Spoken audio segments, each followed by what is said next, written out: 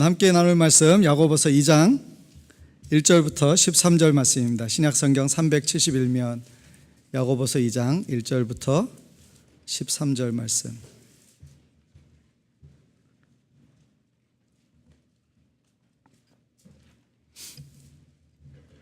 우리로 한 목소리로 봉독하겠습니다. 내 형제들아, 영광의 주 곧 우리 주 예수 그리스도에 대한 믿음을 너희가 가졌으니 사람을 차별하여 대하지 말라. 만일 너희 회당에 금가락지를 끼고 아름다운 옷을 입은 사람이 들어오고 또 남루한 옷을 입은 가난한 사람이 들어올 때 너희가 만일 아름다운 옷을 입은 자를 눈여겨보고 말하되 여기 좋은 자리에 앉으소서 하고 또 가난한 자에게 말하되 너는 거기 서 있든지 내 발등상 아래에 앉으라 하면 너희끼리 서로 차별하며 악한 생각으로 판단하는 자가 되는 것이 아니냐. 내 사랑하는 형제들아, 들을지어다. 하나님이 세상에서 가난한 자를 택하사 믿음에 부요하게 하시고 또 자기를 사랑하는 자들에게 약속하신 나라를 상속으로 받게 하지 아니하셨느냐. 너희는 도리어 가난한 자를 업신여겼도다. 부자는 너희를 억압하며 법정으로 끌고 가지 아니하느냐. 그들은 너희에게 대하여 일컫는 바 그 아름다운 이름을 비방하지 아니하느냐. 너희가 만일 성경에 기록된 대로 내 이웃 사랑하기를 내 몸과 같이 하라 하신 최고의 법을 지키면 잘하는 것이거니와 만일 너희가 사람을 차별하여 대하면 죄를 짓는 것이니 율법이 너희를 범법자로 정죄하리라. 누구든지 온 율법을 지키다가 그 하나를 범하면 모두 범한 자가 되나니 간음하지 말라 하시니가 또한 살인하지 말라 하셨은즉 내가 비록 간음하지 아니하여도 살인하면 율법을 범한 자가 되느니라. 너희는 자유의 율법대로 심판받을 자처럼 말도 하고 행하기도 하라. 긍휼을 행하지 아니하는 자에게는 긍휼 없는 심판이 있으리라. 긍휼은 심판을 이기고 자랑하느니라. 아멘. 오늘은 야고보서 5번째 시간으로 차별이 아니라 긍휼로라는 제목으로 같이 말씀을 나누고자 합니다. 여러분, 야고보서는 성경책에서 야고보서 이렇게 4글자로도 쓸 수 있지만 주보 같은 데 이렇게 표현할 때 한 글자로 표현하면 뭐죠? 약이라고 씁니다. 약.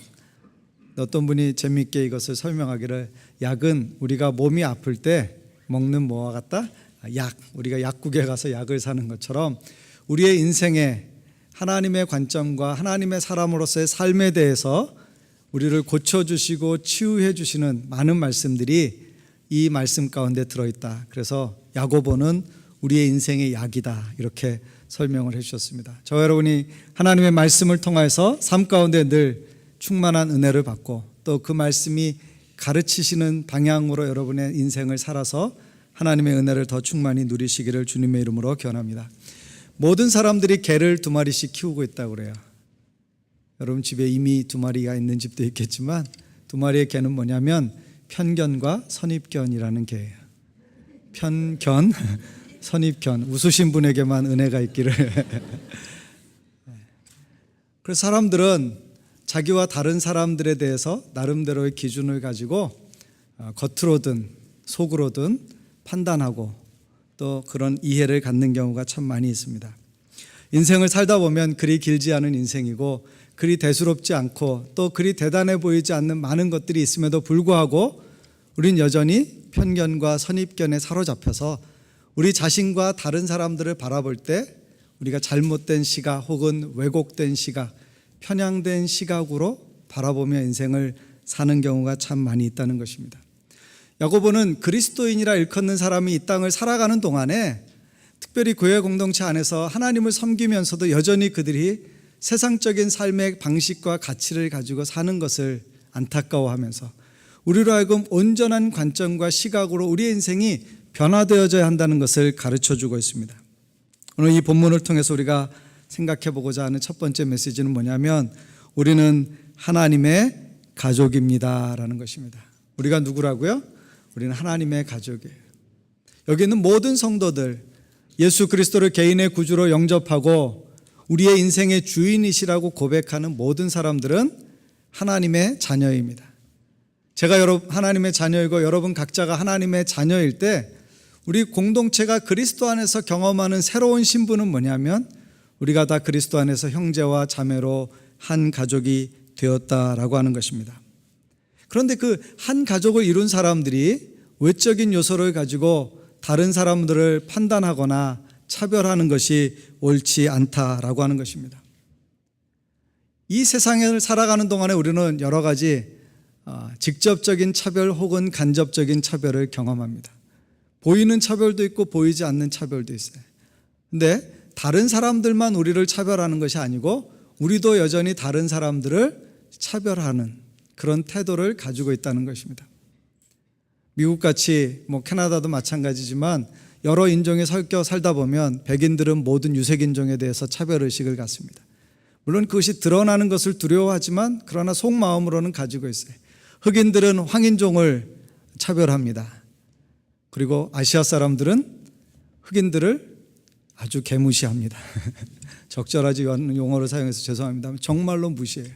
한국에서 어떤 사람들이 그런 그냥 유머처럼 얘기하는 게 있었어요. 어떤 분이 택시기사가 흑인 2명을 태우고 가는데 다른 사람이 전화를 한 거예요. 기사한테. 어디 가냐? 이렇게 기사끼리 주고받는데 연탄 2장 싣고 동두천 가는 길이야. 이렇게 얘기했다는 거예요. 우리가 다른 사람에 대해서는요, 우리의 마음 가운데 뿌리 깊은 차별의식과 편견을 가지고 있어요. 그런데 우리가 그것이 세상적으로 용인이 되어지다 보니까, 세상에서 우리가 당하기도 하고 그렇게 하면서 살다 보니까 그것이 몸에 밴 자연스러운 습관처럼 되어서 우리가 그리스도인이 된 후에도 여전히 그런 의식을 우리 안에 가지고 살아갈 수 있다는 사실입니다. 그런데 야고보는 우리에게 그렇게 말하는 거예요. 그게 너희가 하나님을 섬기는 데 있어서 도무지 합당하지 않은 태도이다. 왜냐하면 2장 1절은 우리에게 이렇게 말합니다. 내 형제들아. 형제들아라는 말은 누구한테 쓸 수 있어요? 진짜 형제들에게 쓰는 말이죠. 우리가 가족이에요. 우리가 나이의 차이가 있고 조금 삶의 경험의 차이가 있을지 모르지만 한 집안 식구로서 우리가 살아가고 있는 것입니다. 그런데 우리 모두에게 공통분모가 있는데 그것이 뭐냐면 영광의 주 곧 우리 주 예수 그리스도에 대한 믿음을 가졌다라는 거예요. 우리 안에 다 누가 계세요? 그리스도인들은 다 예수가 우리 안에 있는 줄로 믿습니다. 우리 안에 예수님이 계세요. 우리가 예수님 안에 있기도 하지만 예수님이 우리 안에 들어와 계십니다. 그래서 우리는 예수를 가진 사람이에요. 우리가 예수 안에 있기 때문에 우리의 가치와 신분이 달라지고 새로워지는 것처럼 우리의 옆에 있는 형제와 자매의 인생 가운데 예수님이 그를 만나 주셨고 그 인생의 주인이 되어 주시고 그 안에 거하신다면 우리는 그러한 관점으로 그 사람을 바라봐야 한다는 사실입니다. 우리가 알고 있는 믿는 그 예수 그리스도는 누구이신가? 그분은 영광의 주님이세요. 이 세상의 어떤 것으로 감히 그 가치를 따져서 이렇다 저렇다 말할 수 있는, 비교할 수 있는 그런 대상이 아니라 이 세상의 어떤 것하고도 비교할 수 없는 영광스러운 주님이시라고 하는 거예요. 성경 가운데 하나님을 배운 사람들은요, 다 두려운 경외감을 가졌어요. 하나님을 뵙는 것은 우리가 원하는 바이지만 그러나 그 영광의 하나님을 배울 때에는 모든 사람이 자기 자신의 더러움과 부족함 때문에 하나님 앞에 섰을 때에는 우리가 사람 앞에 서는 것과 달리 두려운 마음이 든다는 거예요. 왜요? 그분은 크고 놀라우신 하나님이시기 때문에. 근데 그 영광의 하나님이 누구의 하나님이세요? 나의 하나님이시고 내 옆에 있는 형제의 하나님이세요. 우리가 그분을 예수라고 고백하고 예수님이 그리스도이신 것을 고백하는 믿음 안에서 한 가족이 되었을 때 그거에 따르는 합당한 태도가 뭐냐? 어떤 사람에 대해서도 우리가 차별하는 태도를 가져서는 안 된다는 것입니다. 이 세상에 사람들이 얼마나 많은 내적인 기준을 가지고 사람들을 차별합니까? 겉으로는 피부색이나 혹은 국적으로도 차별할 수 있습니다. 남자와 여자 사이에도 그런 차별이 존재할 수 있습니다. 빈부의 격차에 따라서 차별이 있을 수 있습니다. 많이 배우고 적게 배운 것에 대한 차별이 있을 수 있습니다. 잘생기고 못생긴 것에 대한 차별이 있을 수 있습니다. 우리 안에 그런 외적인 드러나는 것을 가지고 우리가 많은 기준을 가지고 사람들을 봅니다. 그래서 우리가 이미 사람을 보는 순간 어떻게 해요? 우리가 결정을 해요. 몇 등급이다. 그리고 내가 그 사람을 대할 때 이 사람이 나보다 우월하다 혹은 더 어떻다라고 하는 것 때문에 내가 위축되기도 하고요. 동시에 나보다 그렇지 않은 사람들에 대해서는 항상 우리가 교만한 마음과 우월감을 가질 수 있다는 것입니다. 야고보 기자는 우리가 그런 태도를 갖는 것이 세상에서 그렇게 살아왔다 하더라도 그리스도 안에서 우리 자신과 형제를 새롭게 발견할 때 여전히 그 태도를 가지고 살아가는 것은 잘못되었다는 것을 말하는 것입니다. 야고보는 우리가 하나님의 가족인 것을 상기시켜 주는 거예요.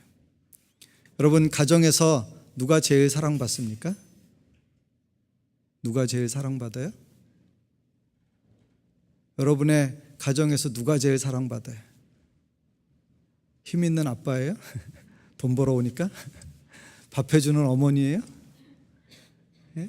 내리사랑이어서 자녀가 여럿일 때 사랑해요? 진짜 가정에서 제일 사랑받는 사람은 누구냐면 가장 약한 자예요. 여러분이 부모 되어서 자녀를 여럿 키워봅니다. 5명의 자녀가 있다고 칩시다. 그 중에 4명이 아주 성공했어요. 좋은 직업을 가지고 있어요. 근데 한 명이 병치레를 많이 했든지, 혹은 변변하게 공부를 잘 못했든지, 혹은 아직도 자기 자리를 잘 잡고 있지 못하든지, 사업의 실패를 경험했다든지, 그럴 때 부모의 마음 가운데 누가 가장 깊은 자리를 차지하겠습니까? 누가 부모의 마음에 근심거리가 되면서 또 그를 사랑하는 마음으로 애타하는 그런 마음을 갖게 하겠습니까? 그는 그렇지 못한 자네요. 세상은 항상 승자를 중심으로 살아갑니다. 우리가 한때 얼마나 한국 사회에 대해서 1등만 기억하는 어떤 나라 그러면서 막 욕을 하지 않았습니까? 세상은 승자를 기억해요. 2등도 아니고 1등을 기억하고, 부자를 기억하고, 잘 나가는 사람을 기억하고, 공부 많이 하는 사람 기억하고, 유명한 사람을 기억합니다. 그런데 우리의 집에서는 어때요? 우리가 가정을 이루고 있을 때 우리의 가장 사랑하는 사람은 누구냐? 우리의 가족 가운데 아픈 사람들, 정상적이지 못한 삶을 살아가는 사람들, 여러 가지 인생의 짐을 지고 있는 사람들, 그런 사람들이 우리 안에 사랑을 받아야 하고 존중을 받아야 하고 섬김을 받아야 한다는 사실입니다. 성경은 우리에게 그렇게 가르쳐 주는 거예요. 만일 너희가 사람을 외적인 요소를 가지고 차별하기 시작하면 너희가 영광의 하나님을 섬긴다고 말한 그것과 그 두 가지 모순되는 상황을 너희가 어떻게 받아들이고 어떻게 설명할 수 있냐는 것입니다. 만일 우리가 그렇게 산다면 둘 중에 하나는 틀림없이 거짓이에요. 우리가 하나님을 제대로 믿지 못하는 것이든지, 아니면 우리가 하나님 안에서 진지게 버려야 할 구습을 여전히 가지고 쫓아가고 있는 것이다, 그렇게 말할 수 있다는 것입니다.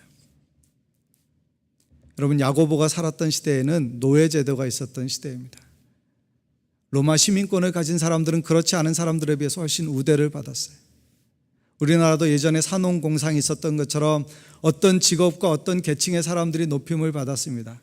그러나 복음 안에서 모든 사람들이 새로움을 갖게 되었을 때 그들이 가졌어야 할 혁명적인 자세는 뭐냐? 그들이 이전에 어디에서도 경험해보지 못했던 새로운 삶의 태도가 필요하다는 거예요. 그것은 뭐냐면 모든 사람을 그리스도 안에서 존귀한 자로 여기라고 하는 것입니다. 이 본문을 들었던 초기 기독교인들은 굉장히 어려운 요구라는 것을 생각했을 것입니다. 우리는 어쩌면 표면적으로는 그 시대와 같이, 우리나라 조선에 양반과 상놈이 있었던 것 같이 사회적인 계층으로 분리되어져 있는 삶은 살고 있지 않습니다. 그렇기 때문에 이런 말씀이 오늘 우리에게 어떻게 적용될까 생각할 수 있습니다. 그러나 우리가 하나님 앞에 정직하게 우리의 마음의 내면을 들여다볼 때 우리가 세상에 대하여서가 아니라 그리스도 공동체 안에서 서로에 대하여서 어떤 사람의 잘하는 것과 어떤 사람의 잘 나가는 것과 어떤 사람의 부한 것과 어떤 사람의 능력이나 어떤 사람의 외모에 대해서, 혹은 우리 자신의 그러함에 대해서 얼마나 차별적인 생각, 얼마나 사람을 판단하고 정죄하는 일에 쉽게 빠질 수 있는가 하는 것입니다. 야고보가 한 예를 들어서 설명해줘. 2절과 3절이 그걸 설명합니다. 너희 회당에, 오늘날로 말하면 교회에 어떤 사람이 들어오는데 아주 좋은 옷을 입고 좋은 차를 타고 오고, 그 다음에 아주 화려하게 장식을 했고 그냥 겉보기에도 꽤 괜찮아 보이는 사람이 왔을 때 우리가 의식하고 그런 사람을 이렇게 안내하는 것과, 만약 어떤 사람이 행색이 남루하고 원어적인 의미에서 보면 거지 같은 꼴을 하고 나타났을 때 우리가 그 사람에 대하여 대하는 태도가 확연하게 다르다면 우리가 그 사람을 판단하는 것으로 말미암아서 하나님 앞에 실수하고 있다는 거예요. 왜 우리가 생각하는 것은 뭐냐면 그가 하나님의 자녀인 것을 존귀하게 여기는 태도가 아니라 그가 겉으로 보여지는 그 모습 때문에 우리가 그런 것에 대한 막연한 기대를 할 수 있다는 거예요. 여러분, 만약에 밴쿠버에서 제일 가는 부자가 우리 교회에 등록했다. 그러면 우리가 어떻게 생각할 수 있어요? 야, 우리 교회 이제 재정적인 문제는 없을 것 같아. 왜요? 제일 큰 부자가 왔으니까 뭐 헌금 좀 하지 않겠어? 이렇게 생각하는 거예요. 어떤 유력한 사람들이 왔을 때 우리가 그들의 힘을, 그들이 사회적으로 가지고 있는 힘을 사용하고자 하는 그런 내면의 욕구를 얄팍하게 가질 수 있다는 거예요. 저도 한때 그런 생각을 했었어요. 하나님, 우리 교회는 왜 치과 의사도 없고 한의사도 없어서 치과 갈 때마다 이거 어떻게 해야 되나. 누가 좀 허리 아프다 그러면은 가까이 아는 한의원이라도 있어서 MSP 없는 분들도 가끔 있잖아요. 우리 학생들도 그렇고 그러면 가서 좀 얘 좀 한번 치료해 주세요 이렇게 말할 수 있는 그런 한의사라도 있으면 좋을 텐데 있던 분도 써리로 이사 가시고 뭐 우리 교회는 아니었지만 제가 알던 분도 제 마음에 제가 이 말씀을 준비하면서 그런 생각을 해봤던 거예요. 야, 내가 어떤 사람들이 우리 교회에 왔을 때 그 사람이 하나님 앞에서 어떤 사람인가에 대한 관심이 아니라 그 사람이 가지고 있는 사회적인 지위나 영향력을 통해서 나나 우리 공동체에 있는 사람들이 어떤 유익을 얻을 수 있는가에 대한, 사람에 대한 관심이 아니라 유익에 대한 관심을 가졌던 것이 참 부끄럽게 생각되었어요. 그러면 한의사도 아니고 치과의사도 아닌 나머지 우리 교인들은 별 볼 일이 없는 분들인가? 하나님 제 마음에 주신 건 뭐냐면 한 사람 한 사람이 영광의 주님께서 자기의 생명을 피로 값주고 사신 하나님의 자녀이라고 하는 거예요. 우리가 치과 때문에 인생 사는 게 아니고요, 한의사 때문에 인생 사는 게 아니라 우리는 누구 때문에 인생 살아요? 예수님 때문에 인생 사는 거예요. 우리 안에 그런 새로움이 있다는 거예요. 저와 여러분이 누구를 대하든지, 우리가 노인을 대하든지 어린아이를 대하든지, 혹 우리 가운데 외모가 괜찮은 분을 대하든지 그렇지 않은 분을 대하든지, 부자를 대하든지 가난한 사람을 대하든지, 인생에 한창 잘 나가는 사람을 대하든지 아니면 인생에 어려운 사람을 대하든지 우리의 마음에 뭐는 없어야 되겠다? 차별과 편견은 없어야 되겠다는 것입니다. 왜냐하면 우리가 그리스도 안에서 한 가족이기 때문입니다. 고린도후서 5장 16절 17절 말씀을 같이 한번 읽어보겠습니다. 시작. 그러므로 비록 우리가 그리스도로 육신을 따라 알았으나 이제부터는 그같이 알지 아니하노라. 그런즉 누구든지 그리스도 안에 있으면 새로운 피조물이라. 이전 것은 지나갔으니 보라 새 것이 되었도다. 우리가 세상에서는 사람을 알 때 우리가 사람을 사귀거나 교제하거나 관계하거나 혹은 그 사람하고 어떤 무슨 일을 같이 할 때 항상 보는 게 뭐예요? 우리가 가지고 있는 기준이에요. 이 사람은 어떤 사람이다. 그래서 내가 생각하는, 내가 이 사람에게 기대할 수 있는 그런 상호 이익에 관계되어진 부분을 따라서 사람을 판단하는 거예요. 그 태도를 교회로 가지고 오면 안 된다는 거예요.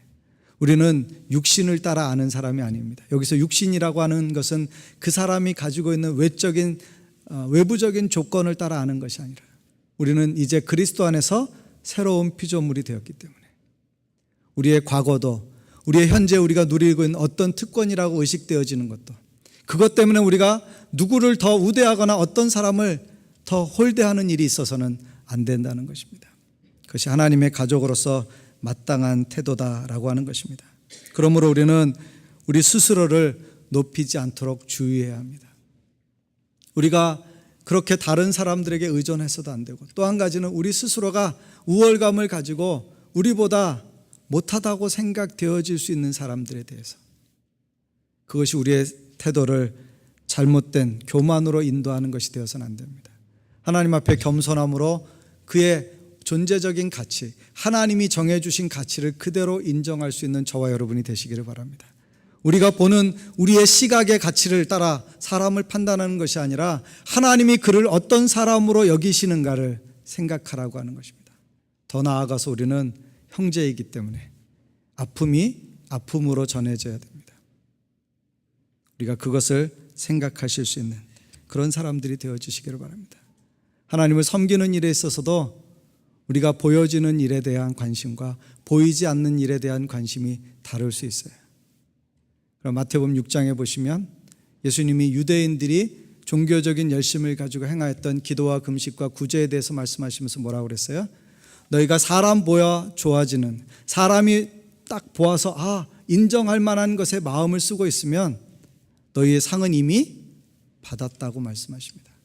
그리고 사람이 보지 않는 곳에서 은밀한 중에서 기도하고 금식하고 구제하는 사람들은 그 상을 누가 주세요? 하나님이 주신다고 말씀하십니다. 저는 여러분과 하나님 사이에 은밀한 사랑의 수고와 헌신이 있기를 바랍니다. 오른손이 하는 것을 왼손이 모르게 할 정도로 하나님 앞에서 하나님만이 아시는 거예요. 누가 알아주는 것도 중요하지만 그러나 더 중요한 것은 우리가 누가 알아주지 않아도 우리는 누가 알아주기 때문에 하나님을 섬기는 것이 아니라 하나님이 우리의 인생의 주인 되시기 때문에 하나님을 사랑하는 마음으로 행하는 것일 때 하나님이 갚아주실 줄로 믿습니다. 그런 은혜를 누리시는 저와 여러분이 되시기를 바랍니다. 두 번째 메시지는 사람을 차별하는 것은 하나님을 차별하는 것이 된다라고 하는 것입니다. 2장 4절은 이렇게 말합니다. 너희끼리 서로 차별하며 악한 생각으로 판단하는 자가 되는 것이 아니냐. 여러분, 우리가 사람을 차별하기 시작했을 때 그 사람을 지으시고 그를 존귀히 여기시는 하나님에 대해서 판단한다는 거예요. 그렇기 때문에 그것이 두려운 일이 되는 것입니다. 내가 누구를 대할 때 그 사람을 대하는 나의 태도는 그 사람에 대한 태도뿐만 아니라 그 사람의 주인 되시는, 그 사람을 지으시고 그 사람의 인생 가운데 역사하시는 하나님에 대한 나의 태도를 결정하고 있다는 거예요. 그 사람은 보이지만 보이지 않는 하나님에 대한 내 심중의 태도를 나타냄으로써 그 사람은 그것을 알지 못할지라도 그것을 아시는 하나님 앞에 부끄러운 일이 되고 만다는 사실입니다. 그렇기 때문에 우리는 하나님 앞에서 외적인 조건으로 다른 사람을 판단해서는 안 돼요. 야고보는 이렇게 설명합니다. 가난한 사람들이야말로 하나님의 은혜를 더 입게 된다. 왜요? 가난하고 아무것도 없고 아무것도 의지할 수 없는 사람들은 어떻게 해요? 믿음으로 살 수밖에 없으니까 하나님 의지해요. 하나님 앞에 절박하게 나아갑니다. 하나님 붙듭니다. 그래서 성경 가운데 보면 하나님은 가난한 심령 가운데 가난한 삶을 사는 사람들 가운데 친구가 되어주시고 그들의 위로자가 되어주시고 그들 가운데 놀라운 은혜를 베풀어 주세요. 그렇다고 해서 성경이 부자를 경멸하느냐? 그렇지 않습니다. 그러나 부자는 어떤 어려움이 있냐면 그 부가 자기의 마음을 온통 빼앗아서 하나님을 참으로 경외하기 어려울 수 있다는 사실입니다. 여러분도 그렇지 않아요? 여러분 인생에 어려움이 있거나 문제에 부닥치거나 질병에 걸리거나 고난이 왔을 때는요 절박하게 의지하게 돼요. 그런데 모든 게 잘 되고요 크게 부자가 되었을 때 누가복음 12장에 있는 부자처럼 우리도 이제 창고도 크게 짓고 가득 채워놨으니까 당분간 몇 년 동안 아무 걱정이 없을 거야, 그렇게 스스로 생각하기 쉽다는 것입니다. 이거는 개인적인 경험에서뿐만 아니라 어떤 나라와 도시에서도 경험되어질 수 있어요. 예를 들어서 한국 같은 경우는 1988년 서울올림픽이 한국의 경제적인 성장에 있어서 분기점과 같았어요. 88년이 되어서야 우리나라가 해외여행 자유화가 됐어요. 그래서 여러분이 여권 가지고 다른 나라 갈 때 그 이전보다 훨씬 누구든지 갈 수 있게 되었어요.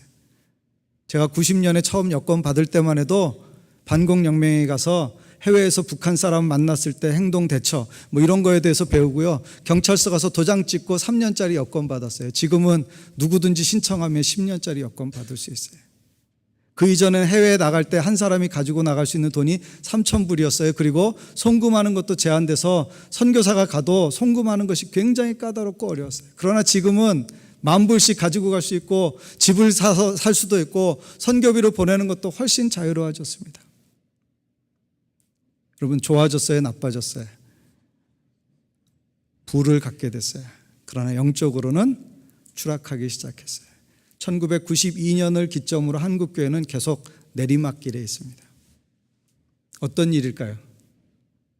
우리가 너무 부자가 됐어요. 교만하니까 하나님 의지하지 않아요. 뭘로 해결해요? 돈으로. 인생은 돈으로 판가름하고 사람도 돈으로 판단하고 사는 것도 돈으로 살아요.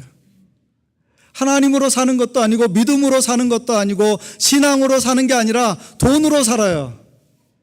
그러니까 제일 걱정되는 건 돈 없는 거지 하나님이 안 계신 게 아닌 거예요. 내가 하나님 의지하지 못하는 게 안타까운 것이 아니라 내 주머니가 비어가고 내 통장에 잔고가 없어지는 것이 그것보다 더 큰 두려움으로 찾아오고 나니까 인생에 많은 문제들이 생겨나기 시작해요. 지금 중국을 보면서 중국에 선교하시는 분들이 그렇게 얘기하는 거예요.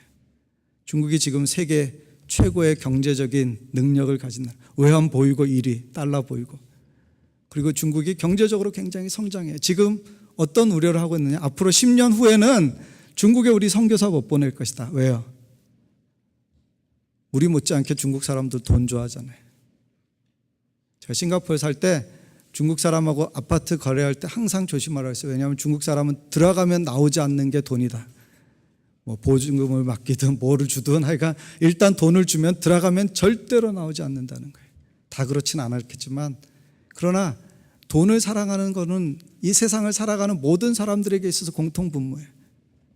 그러니까 그 사람들이 그 돈을 붙잡음으로 영적인 면에 있어서 기회를 잃어버린다는 거예요. 중국 교회가 사도행전적인 역사를 경험했었어요.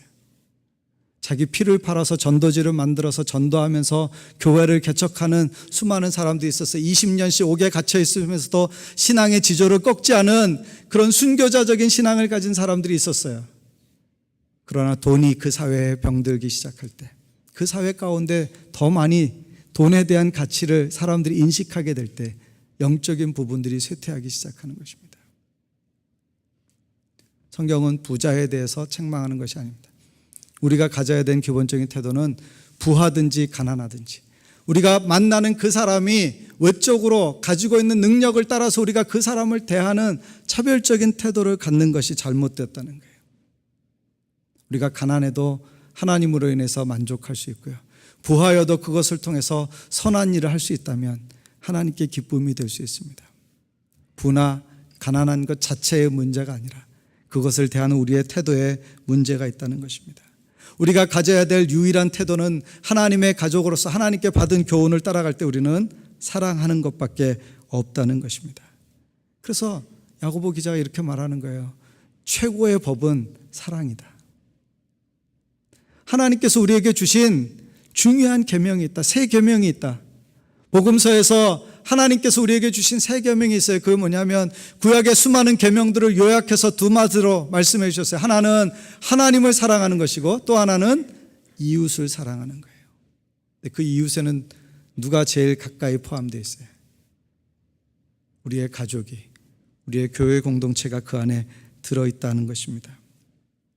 그래서 우리가 만나는 사람들에게 어떻게 해야 돼요? 여러분이 늘 환한 미소로 대해 주시고 친절하게 해주시고 호의를 베풀어 주십시오.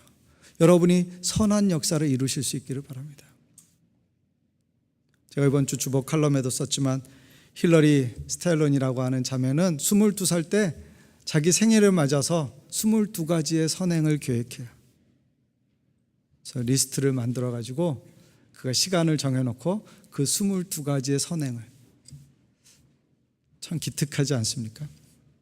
그가 크리스찬인지 아닌지 잘 모르겠어요.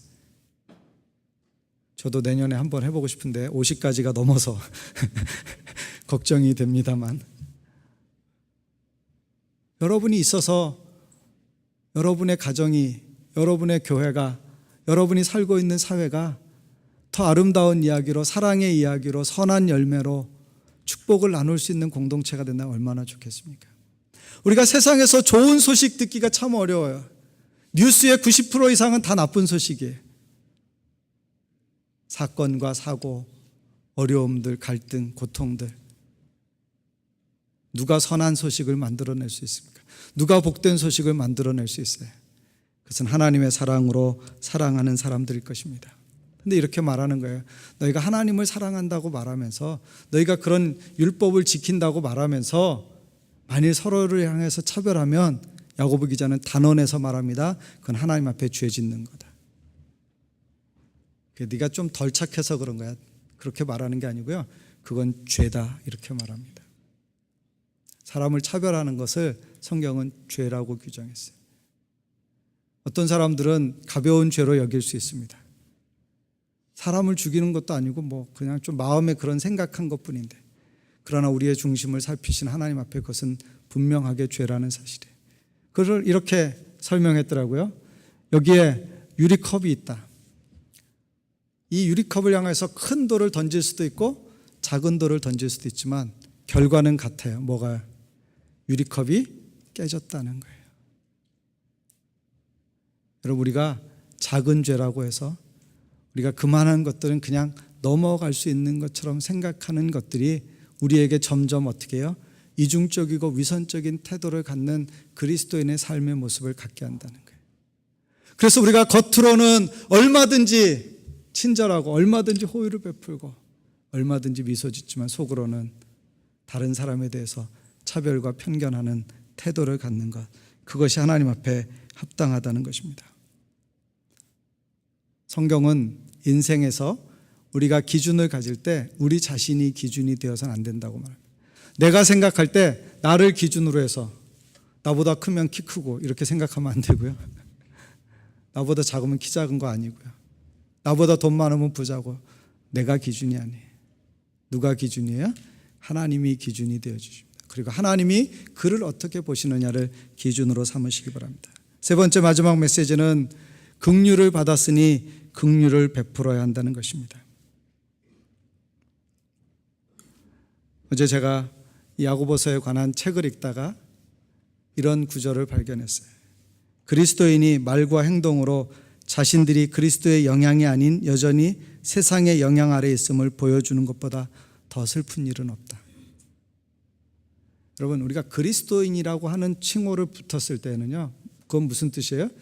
우리가 그리스도의 사람들이라는 것이고요, 그리스도와 함께하는 사람이고 그리스도를 따르는 사람이고 그리스도를 본받는 사람인 거예요.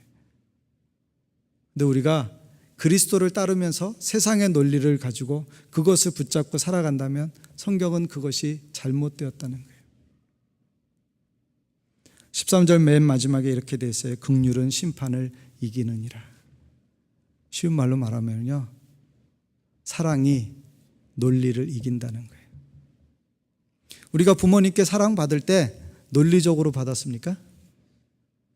여러분 중에 부모님이 내가 너 키울 때 이만큼 시간 들였고 이만큼 노력했고 이만큼 돈 들였으니까 이제 네가 갚아라, 청구서 받으신 분이 있어요? 여러분이 부모님하고 어떤 일이 있었을 때 우리말에 자식 이기는 부모 없다고 그랬죠. 왜 자식을 못 이겨요? 힘이 없어서? 논리가 없어서요?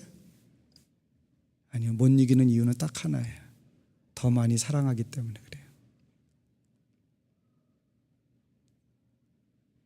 야고보 기자는 우리한테 이렇게 말해요. 너희가 심판을 받지 않을 자이지만 하나님 앞에 살 때에는 심판받을 자처럼 살라고 그랬어요. 우리는 심판이 없어요. 우리에게는.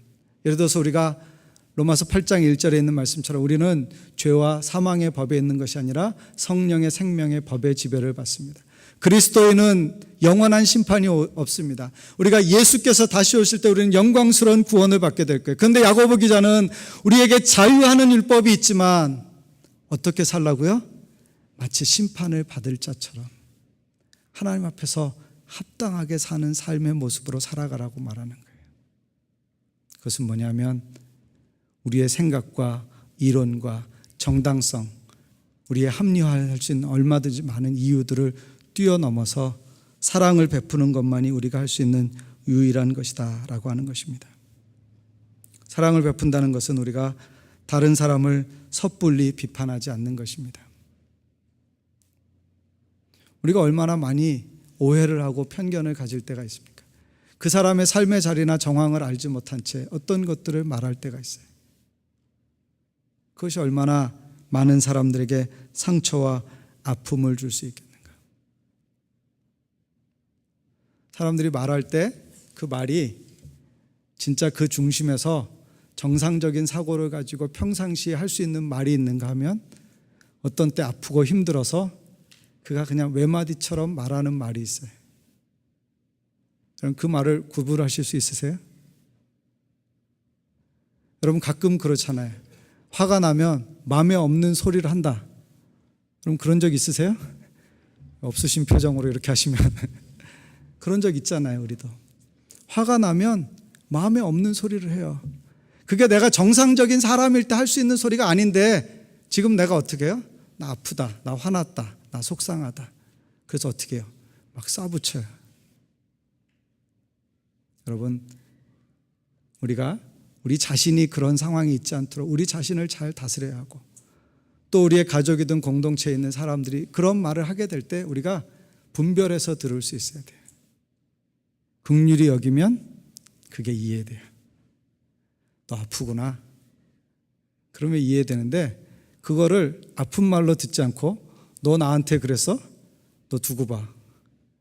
그래서 되로 주고 말로 받는다. 이런 결과처럼 너 한번 된통 당해봐라. 그렇게 했을 때 승부가 나요? 승자가 있어요? 그랬을 때 선한 열매가 맺힙니까? 여러분이 이겨서 좋은 일이 있으세요? 식구들과 교회 안에서 이겨서 좋은 일이 있으세요? 하나님 앞에 부끄러운 것밖에 없어요.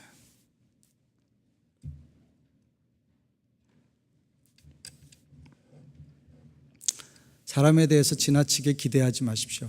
사람은 기대나 희망의 존재가 아니에요. 그냥 사람은 사랑하고 품어주어야 할 존재입니다. 우리 중에 누가 얼만큼 잘나서 다른 사람의 기대를 받을 수 있고 다른 사람의 기대를 채워줄 수 있겠어요? 저는 목회자로서 여러분에게 부탁합니다. 목사 김영남 보시면 여러분 시험에 들어요. 제가 집에서 어떻게 하고 있는지를 아시면 여러분 교회 안 나올지도 몰라요. 지나친 걸 상상하지는 마십시오. 여러분이 믿는 분은 누구예요? 하나님이십니다. 여러분이 의지할 분도 하나님이세요. 저는 그냥 제가 배운 것과 경험과 하나님의 부르심을 따라서 여러분에게 이렇게 살아가시라고 하나님의 말씀으로 권면하고 도와주는 것뿐이에요. 우리가 서로에 대하여 조금이라도 다른 사람의 태도 때문에 시험에 빠진다면 우리 자신이 어리석은 거예요. 왜요? 그 사람이 나의 기대를 채워줄 대상으로 생각하기 때문에 그래요. 근데 그냥 불쌍히 여기세요. 그도 그럴 수도 있다. 그도 연약함을 가지고 있다. 왜? 누구처럼? 나도 그럴 수 있다는 거예요. 다른 사람이 발 밟으면 신경질 나죠. 내 인생 살다 보니까 제가 다른 사람 발을 밟을 때도 있더라고요. 운전할 때 항상 그러잖아요. 저 인간은 왜 여기서 끼어들어가지고. 근데 나도 손 들고 끼어들 때가 있어요. 우리는 다 한계를 가지고 있어요. 다 부족해요. 우리 가운데 누가 누구를 우월감을 가지고 판단할 수 있을 만큼의 삶을 살아가는 사람은 없어요. 우리에게 필요한 건 뭐예요? 긍휼이에요. 야고보서 기자가 그렇게 말하는 거예요. 긍휼은 심판을 이긴다. 심판은 뭐냐면요, 너 잘했어 잘못했어 따져서 그거 하나하나 가지고 계산하는 거예요. 너 이거 잘못했으니까 이만큼 벌 받아. 내 긍휼은 어떻게 해요? 그것을 뛰어넘는 거예요. 그걸 용서해 주는 거예요. 그걸 사랑으로 품어주는 거예요. 그걸 끌어안는 거예요. 그를 불쌍히 여기는 거예요. 그래, 너도 참 힘들구나. 너도 참 아프구나. 나도 아팠고 아플 수도 있고 너는 지금 아프구나 혹은 너도 아프도록 아플 수도 있다. 제가 가정사역 하시는 분에게 배운 교훈을 여러 번 말씀드렸을 거예요. 부부가 가장 오래 해로할 수 있는 방법은 뭐냐? 불쌍히 여기는 거예요. 저게 어디 가면 밥은 얻어 먹을래나. 그런 마음을 가지면 여러분이 나이 드셔서도 행복하게 해로하실 수 있어요. 조건을 따지면요, 우리가 누구도 살아남을 수 없습니다. 여러분 자신도 그 조건에 부합하지 않을 뿐더러 다른 사람에 대한 우리의 편견과 차별이 점점 더 심해질 것입니다. 그러므로 더 많이 관대해 주십시오. 더 많이 참아 주십시오. 더 많이 안아 주십시오. 여러분의 마음에 그 사랑이 떠나지 않도록, 그 사랑이 얇아지지 않도록, 여러분이 큰 사랑으로 나가서 품으면 그게 사랑으로 해결될 수 있습니다. 그런데 사랑이 아니고서는 해결되어질 수 없다는 거예요. 그래서 야고보 기자가 우리에게 오늘 이렇게 말합니다. 긍휼은 심판을 이기느니라. 이 말씀을 기억하시고 살아가시는 저와 여러분이 되시기를 주님의 이름으로 권합니다. 같이 기도하겠습니다.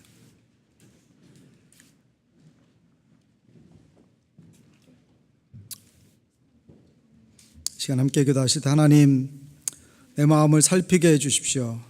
하나님 앞에 우리의 가장 가까운 가족이든 교회 공동체의 식구든 내 인생에 관계하는 모든 사람들에 대하여 내가 가지고 있는 태도가 세상적인 태도가 아닌지, 편견과 선입견, 차별하는 의식이 아닌지, 어떤 사람에 대해서 기대하면서도 어떤 사람을 우월감을 가지고 바라보았던 그런 잘못된 마음, 잘못된 시각 하나님 고쳐주십시오.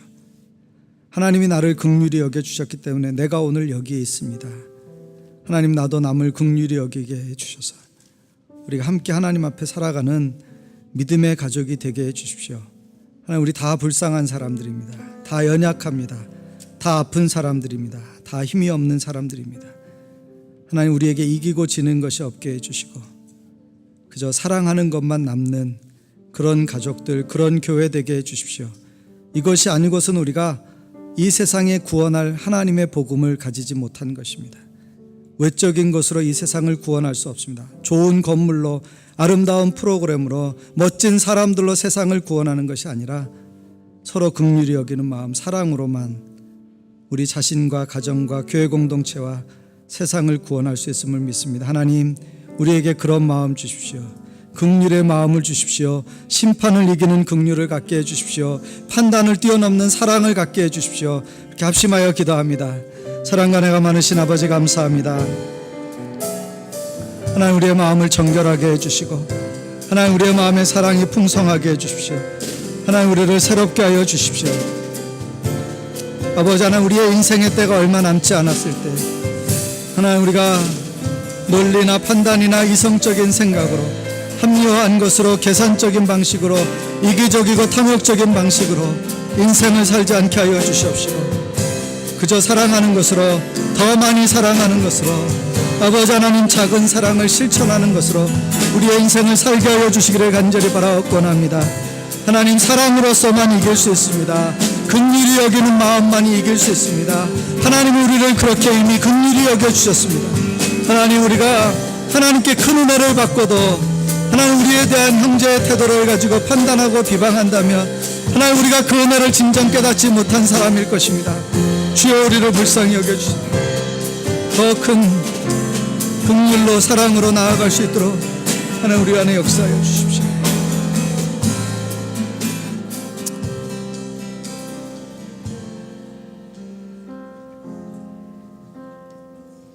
사랑이 많으신 아버지, 주의 은혜를 감사합니다.